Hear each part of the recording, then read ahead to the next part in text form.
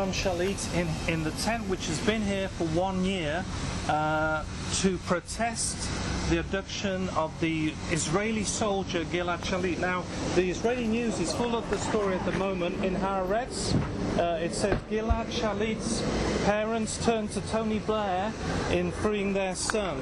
Also in Haaretz newspaper it says IDF chief appoints special team to re-examine Gilad Shalit's case. Now, many of you may not know the story, but what happened was that Gilad Shalit, who is a French-Israeli soldier, was captured on the 25th of June 2006 by Hamas on a cross-border raid into Israel.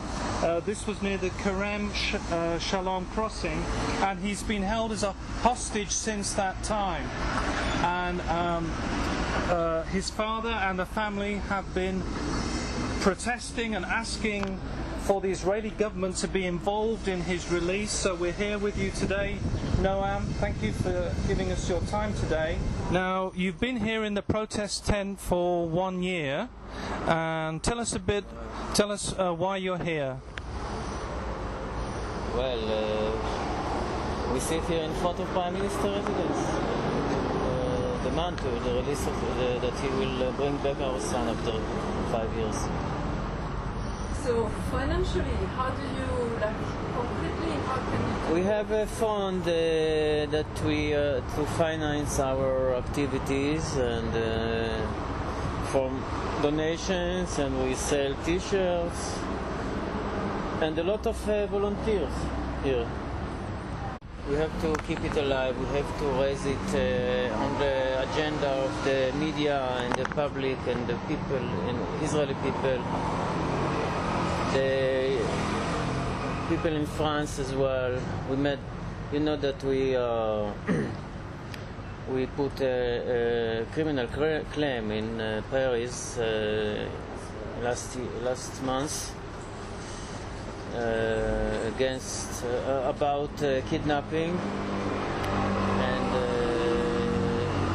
séquestration and avec circonstances aggravantes and torture, and there are two judges assigned this week from the court to start a criminal investigation. Yeah. We hope that the court will investigate and take some actions against the Hamas leaders as much as it can. And that's the reason why you have the protest tent, is because it's to continually remind them that they need to resolve. Remind the decision makers and the Prime Minister, especially, that the decision is in his hands first thing, and the others as well. We sit here in Jerusalem where the decisions are made, not because we sat 4 years in our home at the north of the country and nothing happened. And now we have people watching across Europe. The people will be watching in England. There'll be a lot of people who've been praying for Gilad. Have you got a special message for those who would like to help, or feel they're watching today and would like somehow to be involved in what's happening here? We need more than prayers, after 5 years of captivity with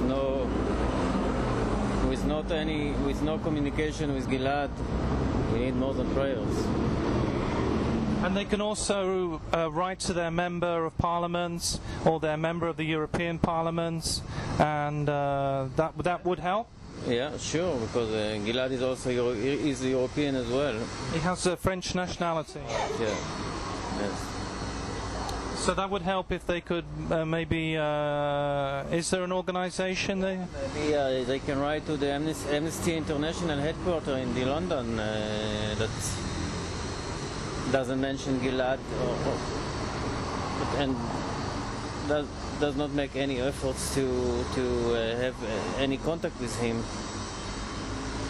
Only when it involves Palestinian prisoners or Palestinian people we hear the voice of Amnesty International.